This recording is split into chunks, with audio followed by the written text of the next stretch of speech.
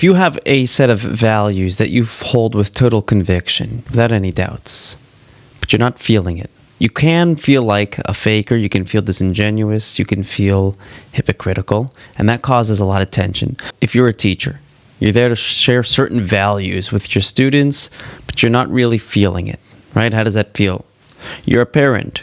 You want to share certain values with your children, but you're not really feeling it in your heart. Or you're a spouse or whatever type of position you're in, you're there to communicate some sort of value and employ, but you're not feeling it in your heart. That can hurt, that can cause a lot of tension and a lot of confusion. What do you do?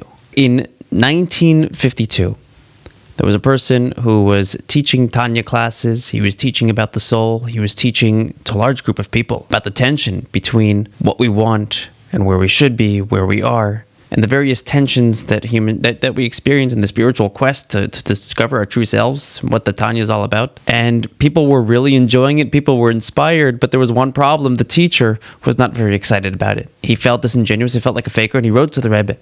And the Rebbe effectively gave him a mindset shift to help him. He told him effectively, and I'm paraphrasing, that if you see yourself as a preacher preaching at your students, they're inspired and you're not, you might feel like a faker, and that's a problem. But in Judaism, we don't see ourselves as individuals. We're all part of one body of people.